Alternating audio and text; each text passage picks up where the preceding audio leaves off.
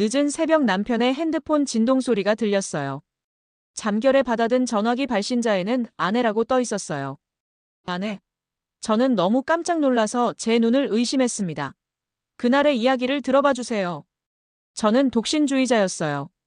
요즘은 비혼주의라고 해서 소위 비혼식이라고 하며 주위 사람들과 파티도 하고 그러던데 제가 어릴 때만 해도 그런 건 없었어요. 조금이라도 주위 또래보다 결혼이 늦은 감이 있으면 바로 불효녀 낙인이 찍혔어요. 명절 때마다 온 친척들이 한마디씩 빼먹지 않고 잔소리하고 그런 저를 부모님은 본인들이 죄인이 되었어요. 한마디로 저는 밥값 못하는 자식이었지요. 저도 결혼 생각이 아예 없던 건 아니었어요. 하지만 마음에 차는 남자가 없는 걸 어찌합니까?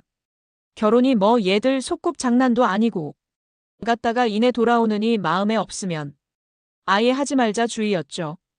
대학을 졸업하고 출판사에 취직했습니다. 책 읽기도 즐겨하고 좋아하는 작가들 팬사인회도 따라다닐 정도로 책을 좋아했기에 직장에 대한 만족도도 높았어요. 다른 사람들의 경험이 담긴 책을 많이 읽어서 그런지 사람으로 태어날 때가 되면 당연히 할 것들을 하는 그런 인생이 시시하게 느껴졌고 남자에 대한 환상 같은 것도 없으니 더더욱 남자 보기를 돌같이 하라가 되더군요. 저는 그냥 세상이 궁금했어요. 세계 명소들을 찾아가 보고 싶었고 그랜드 캐냐나 뉴질랜드의 오로라 같은 웅장한 자연 경관 앞에서 저절로 숙연해지는 그런 곳들을 내 눈으로 직접 보고 싶었죠. 남들은 결혼하려고 모으는 월급을 저는 세계 여행을 위해 돈을 모았어요. 너는 엄마 아빠가 멀쩡하게 낳아줬으면 남들 다 하는 거는 해보고 그래야지. 맨날 회사만 다니면서 일만 하고 얼굴은 그게 뭐니 팩이라도 좀 붙여. 그래야 남자들이 쳐다라도 볼 거다이야. 여전히 미련을 못 버린 엄마만 애가 타셨죠. 엄마한테는 너무 죄송하지만 솔직히 결혼을 떠밀리듯 하지 말아야겠다고 생각하게 된 계기 중에 엄마의 결혼 생활도 영향을 끼쳤습니다. 무승권 씨 집안에 하인으로 들어온 것도 아닌데 온갖 집안일은 도맡아서 하고 남들 밥 다 차려주고 본인은 남들 다 먹고 난 반찬에 쫓기듯이 먹고 엄마의 결혼 생활은 도저히 본받고 싶지가 않았죠. 엄마는 그런 인생이 좋으실까? 왜 날 시집 못 보내서 안달이셔? 혼자 살아도 충분하구만. 이것이야말로 정말 풀 수 없는 미스테리였어요. 회사에 취직하고서 10년을 채운 제 나이 35살. 첫 직장을 10년 근속한 기념으로 제 자신에게 선물을 주기로 했습니다. 바로 퇴사와 해외여행. 드디어 꿈꾸던 해외여행을 가기로 결심했죠. 여행 계획을 세울 땐 정말 행복했었는데 지금도 그때를 회상하면 미소가 저절로 지어질 만큼 제 인생에서 최고인 때였어요. 10년 동안 적금을 넣어서 만든 돈 1억. 한 달에 100만 원씩 꼬박꼬박 넣어 만든 내 목돈이었습니다. 몇 년 전 엄마가 허리 수술을 하셔서 병원비랑 몸조리 하는 데 쓰시라고 드렸던 2천만 원을 제외하고도 큰 돈이었죠. 남들은 자식 입에 밥 들어가는 모습 보면 배 부르다고 하던데 저는 통장에 든 돈을 볼 때 배가 절로 부른 것 같았어요. 권 팀장. 그동안 정말 수고 많았어. 이렇게 헤어지는 거 정말 아쉽구만. 네 부장님. 그동안 잘 이끌어 주셔서 10년 동안 잘 다닐 수 있었어요. 정말 감사합니다. 내가 이끌어 주긴 권 팀장이 일을 잘한 거지. 권 팀장 후임도 책임감 가지고 잘해줘야 할 텐데. 벌써부터 공백이 생길까 걱정이야. 퇴사하기 며칠 전에 동료들과 송별회를 했어요. 동료들이 아쉬움에 한마디씩 하니 퇴사가 실감 나더군요. 권 팀장, 이제 놀면서 연애도 하고 남자 만나 시집 가면 되겠어. 소문에 통장 잔액이 엄청나다며. 그러게요. 권 팀장 같은 똑부러진 아내 얻는 남자는 진짜 복 받는 건데. 아, 저 결혼 생각 없습니다. 모은 돈으로 여행 갈 거예요. 멋진 사진 찍어서 보여드릴게요. 남자 만나 결혼이나 하라는 소리에 미국에 여행 가서 돈 걱정 없이 놀다 올 거라며 듣기 싫은 소리들을 일축했어요. 이제 와 무슨 남자예요. 외로우면 고양이나 키우면서 혼자서도 충분히 살 수 있어요. 라고 생각했죠. 첫 번째 여행은 미국에서 한 달 살기. 남들 다 가는 깃발 여행이 아닌 혼자 느긋하게 다니고 싶어 자유여행을 선택했습니다. 숙소를 예약하고 짐은 간소하게, 급한 건 거기서 사자 싶어서 간소하게 챙겼죠. 미국으로 출발하는 당일. 다 큰 기집애가 혼자 그 멀리 간다고, 에휴, 모르겠다, 네 맘대로 해. 도착하면 전화하고 밤길 조심히 다녀. 알겠지? 엄마의 잔소리를 인사삼아 집을 나섰습니다. 공항에 도착해 비행기를 타고 하늘을 날아오르는 순간 가슴이 너무 벅찼어요. 지난 10년 동안 일만 하며 어제가 오늘 같고 오늘이 내일 같은 지루한 일상을 끝내고 하고 싶은 일을 하는 그 성취감은 이루 말로 다 표현할 수 없었어요. 드디어 미국 뉴욕에 도착해 예약해둔 숙소를 찾아서 갔습니다. 해질녘에 도착해 짐을 풀고 침대에 누웠는데 정말 꿈만 같았어요. 그리고 따뜻한 커피가 정말 간절했어요.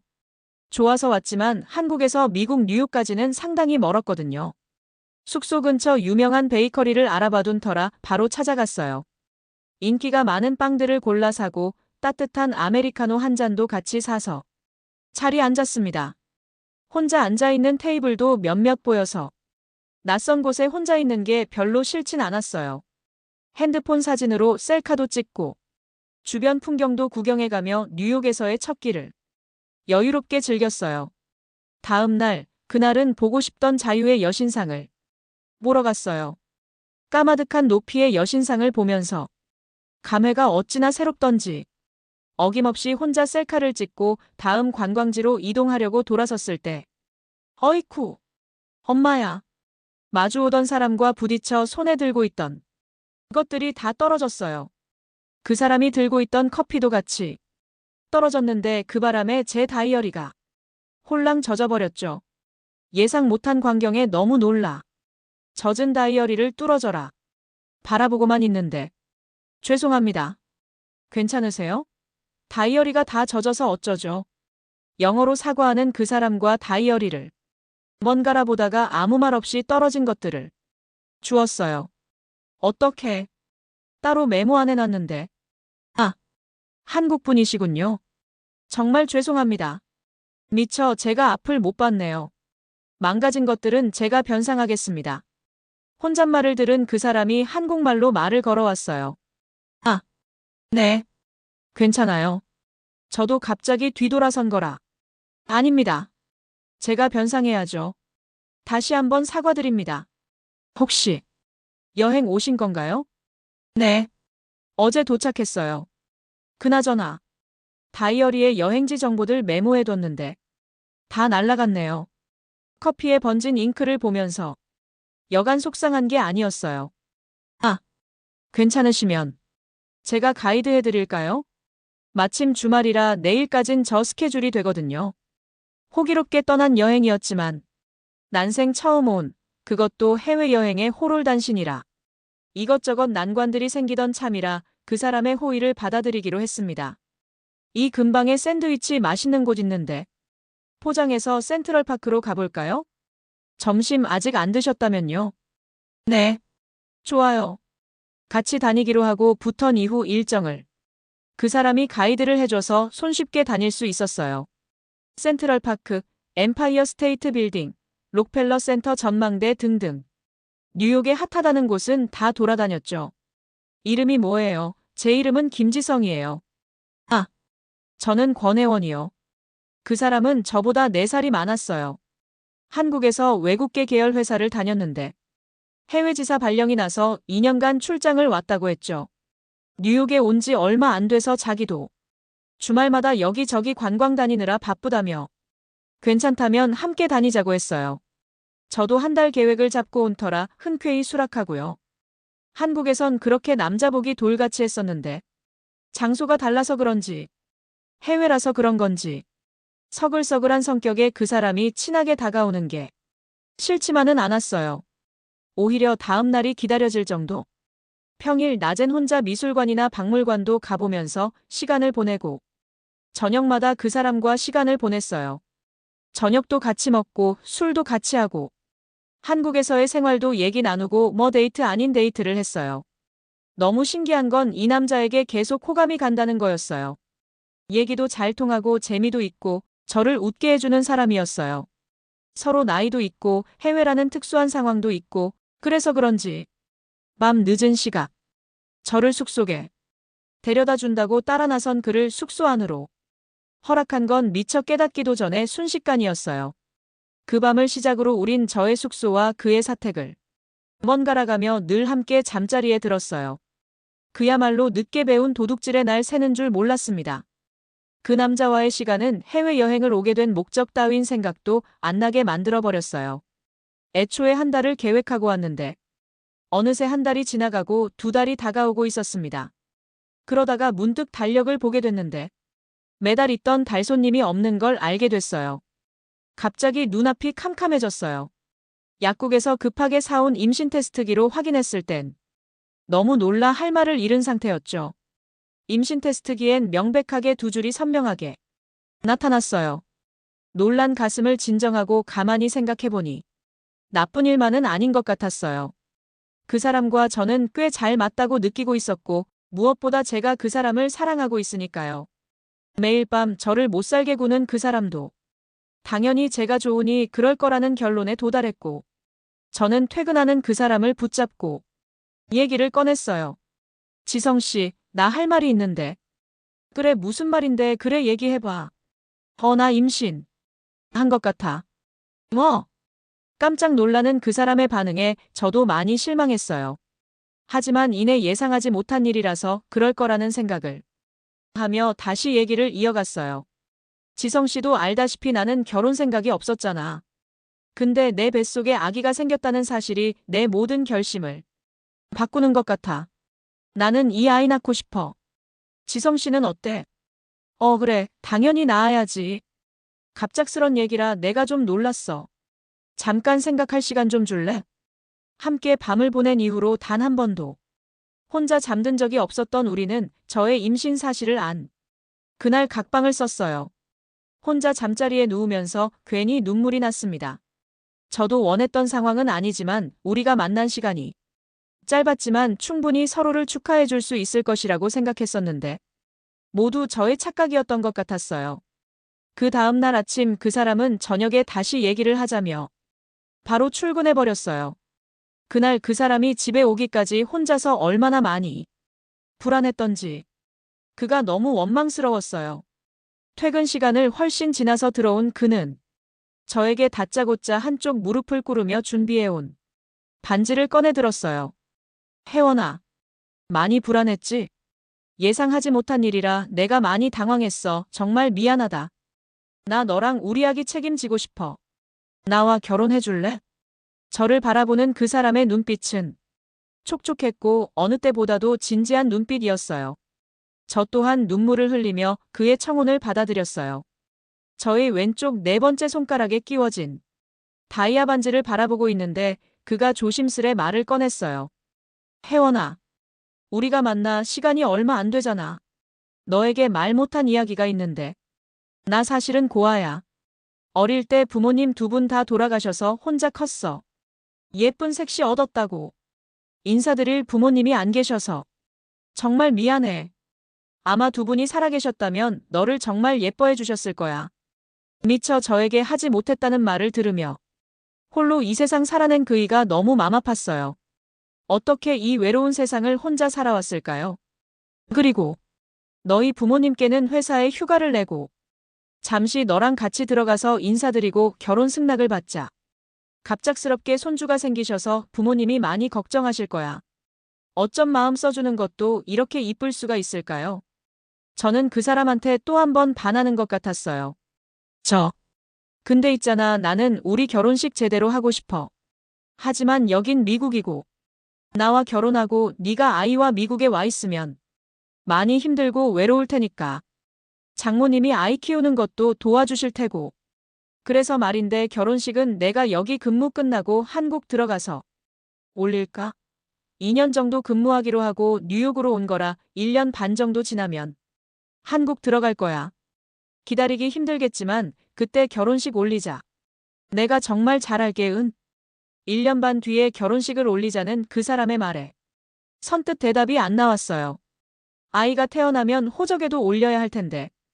결혼식도 안 올리고 내키지는 않았지만 뭐 동거하다가 결혼식하는 커플들도 있으니까 이렇게까지 얘기하는 그이에게 안 된다고 매몰차게 얘기할 수가 없었어요. 나는 바로 결혼식 올리고 싶은데 자기가 생각이 그렇다면 알았어. 그렇게 할게. 대신 이번에 나랑 한국 들어가서 우리 부모님께 인사드리는 거야. 우리는 최대한 빠른 시간에 한국 귀국 일정을 잡았어요. 저는 퇴사한 백수이니 그이만 휴가를 내면 되는 상황이었어요. 임신 초기라서 비행기를 타는 게 겁이 났지만 비자 문제도 있었고 산부인과를 가는 것도 한국에서 편안하게 가고 싶었기에 최대한 컨디션 조절을 하며 한국으로 들어왔어요. 혜원아, 엄마, 정말 보고 싶었어, 엄마. 공항으로 마중을 나온 엄마를 보니 눈물이 왈칵 쏟아졌어요. 갑작스레 우는 딸내미를 보고 엄마는 당황하셨죠. 그리고 제 옆에 우뚝 서 있는 그 사람을 보면서 한 번 더 놀라셨어요. 아니, 누구세요? 저희 혜원이 아세요? 엄마, 나 미국에서 남편감 데리고 왔어. 엄마 사위. 뭐? 안녕하십니까, 어머니. 김지성이라고 합니다. 경악하는 엄마를 모시고 집으로 갔어요. 집에 일찍 들어오시라는 연락에 어리둥절한 아버지와 여전히 경악하고 계시는 어머니. 어머님, 아버님, 저 혜원이와 결혼하고 싶습니다. 혜원이 행복하게 해주겠습니다. 허락해 주십시오. 엄마, 저 임신했어요. 뭐라고? 혜원아, 그게 정말이니? 처음엔 자다가 봉창 두드리는 소리냐며 믿지 않으셨지만 곧 두 분은 고집 부리고 있는 똥차. 시집 보낼 기회라는 것을 확신하시고 바로 남편을 사위로 인정해 주셨습니다. 어머니, 아버님, 제가 현재는 미국에서 해외 발령으로 근무 중입니다. 혜원이가 미국에서 지내기엔 아이도 있고 해서 힘들 것 같아요. 그래서 미국에서 근무를 마치고 한국에 돌아와 결혼식을 올리고 싶습니다. 물론 혜원이 앞으로 아이와 함께 지낼 아파트를 마련하겠습니다. 가구와 가전들 모두 제가 준비할 테니 예원이는 몸만 오면 됩니다. 다소 불안하시더라도 믿고 조금만 기다려 주십시오. 부모님은 뒤늦게 결혼하겠다는 딸이 어떻게 해서든 맘 편하게 결혼시키겠다고 불만이 있으셨지만 감수하셨어요. 자네가 그렇게 얘기하니 우선 기다려주겠네. 하지만 한국으로 돌아오면 무조건 바로 결혼을 해야 하네. 그렇게 하기로 하고 그 다음 날 바로 아파트를 보러 갔습니다. 휴가를 길게 사용할 수가 없어 5일만 내고 들어온 상황이라 시간이 너무 촉박했죠. 남편은 저를 데리고 한눈에 봐도 비싸 보이는 아파트 단지로 데리고 갔어요. 친정이랑 거리가 멀지 않은 곳이고 입주를 한 지 얼마 안 된 고급 아파트였어요. 지성씨, 이렇게 비싼 아파트를 뭐하러? 당장은 우리 식구 많지 않으니까 적당한 데 골라요. 안 돼, 우리 혜원이랑 우리 행복이가 살 곳인데 당연히 좋은 곳으로 해야지. 행복이 태어나면 육아용품 같은 것도 많아져서 금방 복잡해질 거야. 아, 그렇구나. 지성씨는 아이도 안 키워봤는데 잘 아는 것 같아요. 아, 친구들이 다 애기 아빠라서 그래, 절친들은 다 장가 갔거든.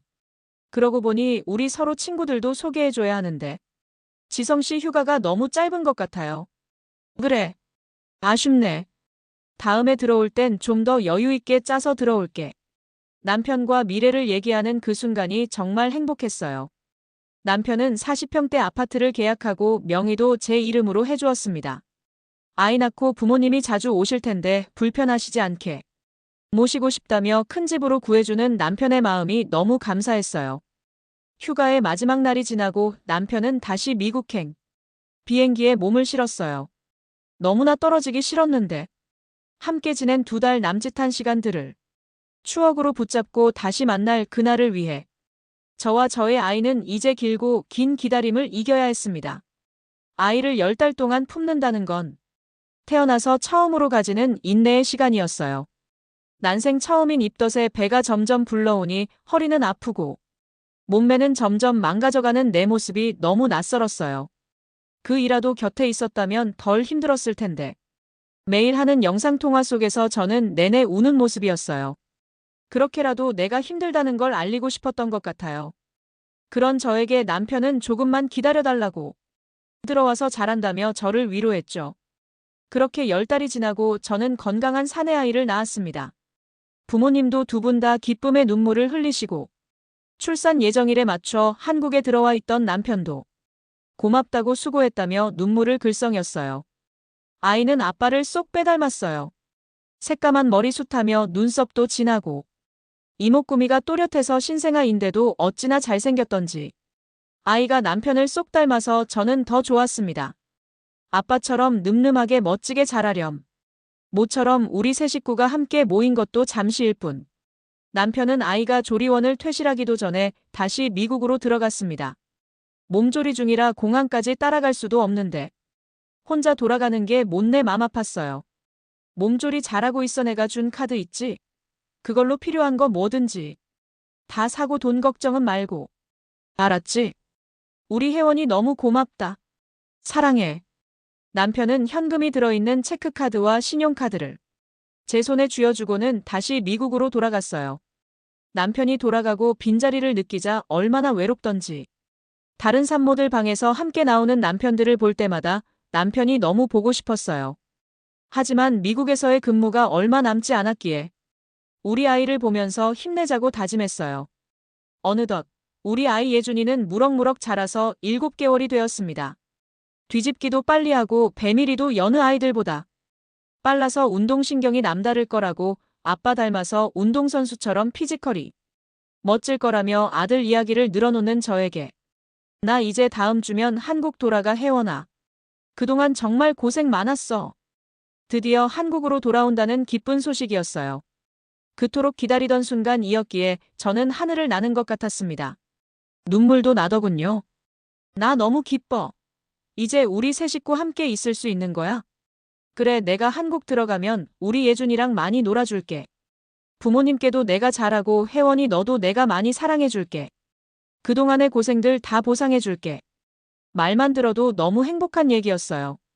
드디어 남편이 한국으로 들어오고 우리 가족은 이제야 진정한 가족이 되었어요. 아들은 이제 낯가림을 할 때라 아빠를 어색해했지만 시간이 지나면 곧 다 좋아질 거였죠. 우리 이렇게 같이 있으니까 너무 좋다 그지? 우리 이제 헤어지는 일 없는 거지? 그지? 그럼. 그래야지. 우리 이제 결혼식 올릴 수 있겠다. 그지? 준비하려면 너무 바쁘겠는걸? 나 살도 빼야 하는데. 안 빼도 예뻐. 그럼. 누구 마누란데? 결혼식 생각에 들뜬 저와 달리 남편은 저와 온도차가 심했어요.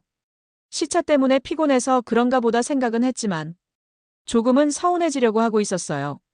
한국에 들어온 지 보름쯤 지나서 저녁을 먹는데 남편이 말을 꺼냈어요. 혜원아, 나 다음 주에 지방 출장 가 아마. 그 주 주말은 돼야 오지 싶어. 뭐? 무슨 출장을 그리 오래 가? 한국 들어온 지 얼마 안 된 사람을 또 출장을 보내. 뭐 그런 회사가 다 있어? 그러게. 나도 많이 피곤한데. 그 프로젝트 구성을 내가 해서 안 갈 수가 없어. 업무 이해도가 나보다 높은 사람이 없어서. 조금만 이해해줘 혜원아. 대신 주말엔 예준이 데리고 동물원이라도 가자 응. 또다시 지방 출장을 간다는 남편의 얘기에 정말 속상했어요. 무슨 회사가 직원들 사정은 안중에도 없는지. 대기업이면 다냐 싶은 게. 그래도 남편이 한국에 왔다는 것에 위안을 삼으면서 그렇게 넘어갔습니다. 그런데 한국으로 돌아온 남편은 어딘가 수상한 점이 많았어요. 제가 아이를 재운다고 아이방에 있다가 나오면 베란다에서 전화통화를 하고 있는 모습이 종종 보였고 제가 베란다 문을 똑똑하고 두드리면 굉장히 당황해하는 얼굴이었죠.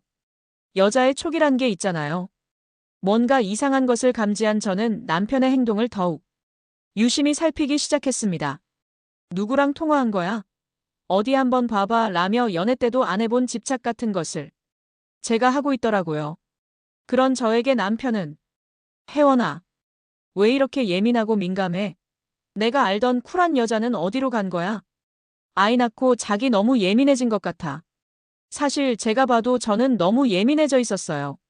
남편 말대로 아이를 낳고 남편 없이 혼자 육아를 하면서 알게 모르게 스트레스도 많이 받았고 뭔가가 불안했었나 봐요. 생각해보면 우리가 연애한 것은 미국에서의 한 달이 다였고 물론 서로에 대해 다 안다고 생각할 만큼 뜨겁게 사랑했지만 막상 떨어져 있고 보니 저는 남편에 대해 아는 것이 하나도 없더라고요. 친정엄마는 제 명의로 고급 아파트도 떡하니 해주고 미국에 있을 때도 신용카드며 체크카드며 다 쓰라고. 그것도 모자라서 매달 친정집으로 해외 발송으로 여러 가지 선물을 보낸 남편을 예뻐하셨어요. 원래 애 낳으면 몸도 마음도 그렇게 우울해진단다. 엄마도 너 낳고 그랬어 얘. 김서방 그만 잡아. 너랑 예준이 키운다고 혼자서 얼마나 열심히 하니? 친정엄마의 말을 들으니 또 그렇기도 같고 제가 너무 못해주고 화만 낸 것 같아 미안하기도 했죠. 그래서 출장 간 남편에게 미안하다고 신경 쓰지 말라고. 주말에 집에 오면 놀러 가자고.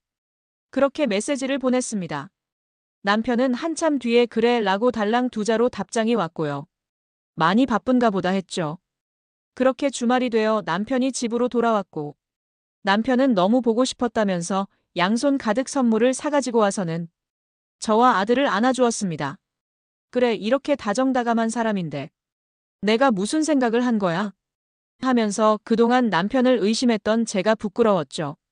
그리고 며칠 뒤 저는 남편에게서 청천벽력 같은 소리를 들었습니다.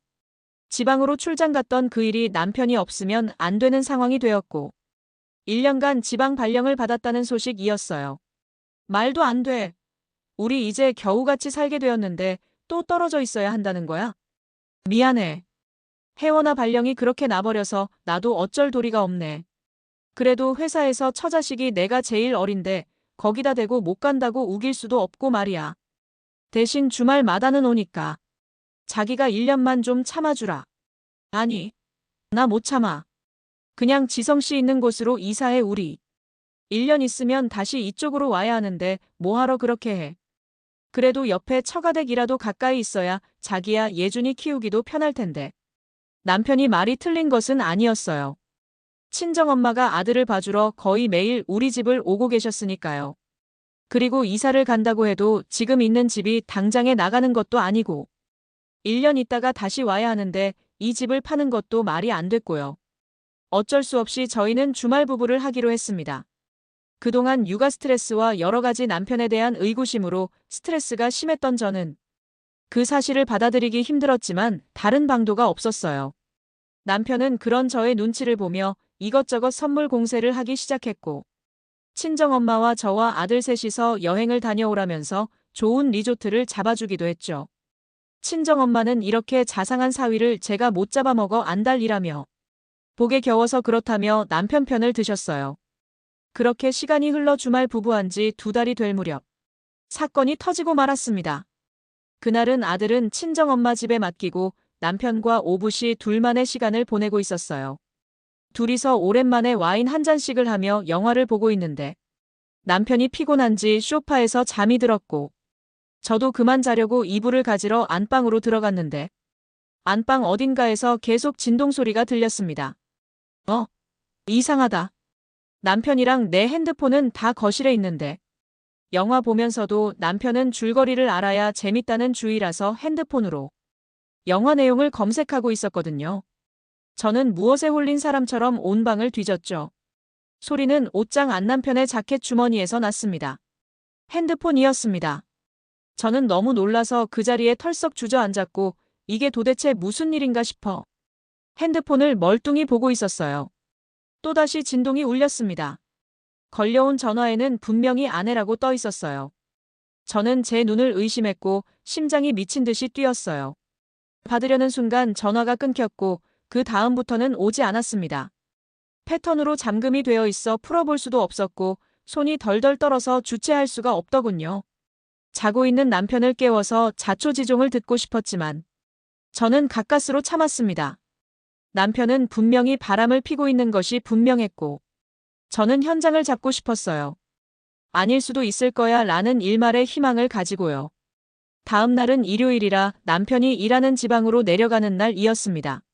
제 얼굴빛이 상해 있는 것을 눈치챈 남편이 왜 그러냐고 했지만 저는 어젯밤 마신 와인 때문에 숙취가 있다고 컨디션이 안 좋은가 보다고 일찍 쉬겠다면서 남편을 배웅도 못한 채 침대에 누웠어요.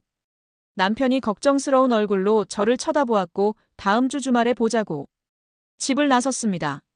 문이 닫히는 소리가 나자 저는 바로 외투를 걸쳐 입고 남편을 따라 나섰습니다.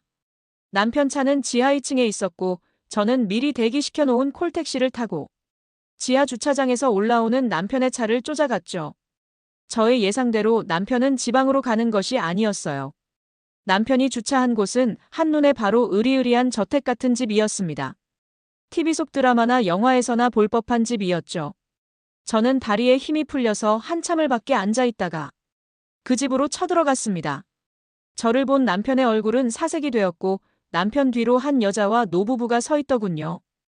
홀연단신 고아라고 했던 남편의 부모님이 버젓이 살아계셨습니다. 저는 배신감에 치를 떨었고 소리내어 울었습니다. 야, 이 미친 새끼야. 감히 나를 속여? 당신 유부남이었어? 소리 지르는 저를 보며 그 집사람들은 황당해했고 남편에게 이게 무슨 소리냐고 상황을 설명해 보라고 했죠. 남편은 땀을 뻘뻘 흘리며 아무 말도 못하고 있었고 그 옆에 아내로 보이는 사람이 그게 무슨 말인가요? 우리 남편이랑 무슨 관계예요? 남편요? 허참, 저 이 사람이랑 2년 전에 미국에서 만났고요. 지금 2살 된 아들도 있어요. 저한테 자신은 고아라서 부모님도 없다고 하더니 이렇게 부모님이 살아계시네요. 그것도 모자라서 처자식이 있는 유부남이었고요. 해회원아, 그게 아니고 내가 다 설명할게. 여기서 이러지 말고 나가자. 이거 안 놔. 내 몸에 손대지 말. 이 사기꾼 새끼야. 저의 소리에 그 집에 있던 사람들이 경악을 했고 그 아내는 남편을 때리며 어떻게 이럴 수 있냐고 미쳤냐고 울며불며 소리 질렀어요. 그때 시어머니가 한마디 하더군요. 미국에서 외로워서 한두 번 만난 거 가지고 무슨 이 난리야. 그 애가 우리 애 자식이라는 증거라도 있어. 네가 어디서 어떻게 굴러먹은 앤 줄 알고 우리가 그걸 믿을 것 같아. 그 소리를 듣는데 진짜 숨이 턱 막히고 말문이 막혀서 저는 가슴만 치고 있었습니다. 당신 입으로 직접 말해. 아니, 사실 미국에 있을 때 한 달 정도 잠깐 만났던 여자일 뿐이야. 덜컥 내 아이를 임신했다고 하는데 사실 나도 안 믿겨. 그러면서 자신의 아내를 붙잡고 여보, 정말이야. 믿어줘. 한순간의 실수야. 내가 당신을 놔두고 어떻게 두 집 살림을 하겠어. 내 아이라고 하는데. 내가 별 수 있어? 여보, 정말 미안해. 한 번만 용서해줘. 그 모습을 보는데 모든 것이 무너져 내리더군요. 배신감은 말로 표현할 수도 없었고 제 아들 얼굴이 떠오르면서 저런 인간을 아빠라고 믿었던 저런 인간을 남편이라고 믿었던 제 자신이 원망스러웠습니다. 시어머니란 사람은 한술 더 떠서 친자 확인을 하겠다고 난리를 피웠고 저는 그러라고 했죠. 당당했으니까요. 저는 그 집에서 쫓겨나다시피 나왔습니다. 너무 비참했습니다. 눈물이 계속 흘렀고 피해자는 나인데 무슨 꽃뱀 취급당하듯이 그 집에서 쫓겨났습니다. 대문 밖에 주저앉아 목 놓아 울고 있으니 그 인간이 나오더군요. 그러게 왜 날 따라와서 이 사단을 만들어. 집해주고 돈 그만큼 줬으면 그냥 그렇게 살아도 되는 거 아니야? 이렇게 된 거 그냥 당신도 받아들이고 살아. 미친 개소리 화낼 힘도 없었고 정신 이상자를 상대할 만큼 저 또한 제정신이 아니어서요. 당신 나한테 한 짓 책임져야 할 거야. 사기 결혼으로 콩밥 먹게 해줄 테니까. 사기 결혼은 무슨? 나는 당신이란 결혼한 적이 없는데. 뭐라고? 우리 아이 태어나고 혼인신고하고 예준이 출생신고한 거 아니었어? 당신이 직접 가서 했다고 했잖아. 무슨 소리야? 무슨 혼인신고?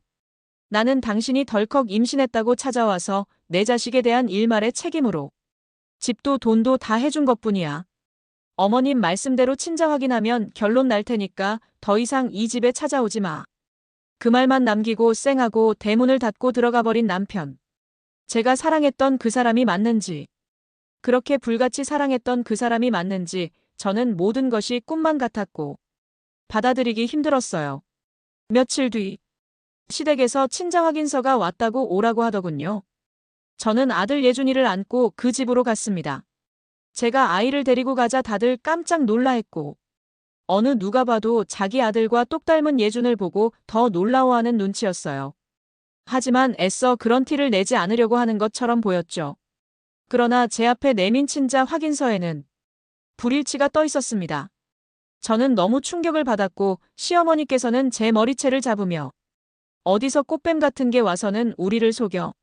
네가 어떤 놈이랑 굴러먹다가 낳은 자식인지 몰라도 내 새끼 애는 아니니까 두 번 다시 찾아오지 마라. 저는 너무 황당하고 어이없어서 저는 결백했기에 말도 안 된다며 믿을 수 없다고 소리쳤고 그런 저를 보며 아들이 보채며 울기 시작했습니다. 말도 안 돼. 이건 거짓말이야. 내가 그럼 누구 애를 낳았다는 거예요? 지성 씨 말 좀 해봐요. 그걸 내가 어떻게 알아? 미국에 여자 여행 온 거면 말 다 했지. 이만 정리하자고. 그렇게 말하고 자신의 아내를 챙겨 2층으로 올라가 버린 남자. 2살짜리 호적에도 못 올라가고 울고 있는 아이를 안고 저는 한참을 목 놓아 울었습니다. 저는 도저히 납득이 되지 않았고 제가 단 한 번이라도 다른 남자와의 잠자리가 있었더라면 모를까 저는 맹세코 그런 일이 없었어요. 남편이 저를 속이고 있는 것이 분명했고 저는 직접 친자 확인 샘플을 보냈습니다. 그런데 결과는 100% 일치였어요. 남편이 저 몰래 친자 확인서를 꾸민 것이었어요. 제가 다른 남자와 잠자리를 했다고 생각했겠죠. 제가 모태솔로였다는 사실을 몰랐으니까요. 저한테 남편이 첫 남자이었기에 저는 당당했습니다. 당장 그 집을 찾아갔습니다. 그리고 제가 직접 받은 친자 확인서를 내밀었죠. 시어머니는 그것을 보시더니 입이 쩍 벌어지셨고 그 인간의 아내는 울며 불며 당신 미쳤어? 다 거짓말인 거야? 정말 인간 말종이네. 라며 남편의 등짝을 때리며 소리쳤어요. 아니, 그럼 며칠 전에 그 확인서는 뭐냐? 지성아, 이게 어떻게 된 일이야? 시어머니께서 놀란 얼굴로 남편에게 물었고 그게 아니고 남편은 말을 잇지 못했습니다. 야, 이 인서가! 네가 제정신인 게냐? 어디 할 짓이 없어서 처자식 두고 바람을 피워. 밖에서 자식까지 낳아서 오는 놈이 어디 있어. 시어머니는 뒷목을 잡으셨고 저는 눈물도 나지 않았습니다. 저를 기만하고 저와 제 아들 인생을 송두리째 빼앗아 가버린 그 악마 같은 인간을 벌하고 싶은 마음뿐이었어요. 각오해. 내가 어떻게 하는지. 당신 그 더러운 낯짝 못 들고 다니게 해줄게. 저는 그 길로 변호사 사무실로 가서 소송 준비를 했고 남편의 회사로 찾아가서 파렴치한 그 인간의 실체를 밝혔죠. 결국 경비에 의해 끌려 나오긴 했지만 회사 내에서 소문이 다 났다고 하더라고요. 제가 망가진 거에 비하면 아무것도 아니었죠. 친정에서는 이 사실을 알고 난리가 났고 아버지께서는 속상한 마음에 아들을 그 집에 주고 혼자 새 출발하고 하셨습니다. 하지만 저는 그럴 수 없었어요. 10달간 제 속으로 품은 자식을 버리는 것은 제가 용납이 되지 않았고 더군다나 그 쓰레기 같은 인간 밑에서 키우고 싶지 않았어요. 저는 엄청난 위자료를 받고 소송에서 이겼고 지금은 아들과 둘이 잘 살고 있습니다. 집이 둘이 살기에 커서 친정집을 정리하고 친정 부모님과 함께 더 넓은 집으로 이사했어요. 아들은 할머니, 할아버지의 사랑을 듬뿍 받으며 잘 커주었어요. 이따금 아빠와 같이 가는 아이들을 보면 부러울 때가 있지만 아빠의 빈자리를 채워주기 위해 저는 날마다 노력하고 있습니다. 세상 살다 보니 이런 일도 있네요. 그 일이 있고 들리는 소문으로는 그 남자는 이혼을 당했고 본처에게도 엄청난 위자료를 줬다고 하더군요. 회사는 더 이상 얼굴 들고 다닐 수가 없어서 퇴사했고 사실 그 회사가 아버지 회사라서 타격이 컸다고 합니다. 시아버지도 그 사건의 충격으로 쓰러지시면서 경영 악화가 왔다고 합니다. 당해도 싸지요. 손바닥으로 하늘을 가리려고 했던 그 쓰레기가 두고두고 살면서 벌 받으며 살아가길 원합니다. 기가 막히는 긴 사연 들어주셔서 감사합니다. 오늘의 사연이 좋으셨다면 구독과 좋아요를 눌러주세요. 저에게 큰 힘이 됩니다.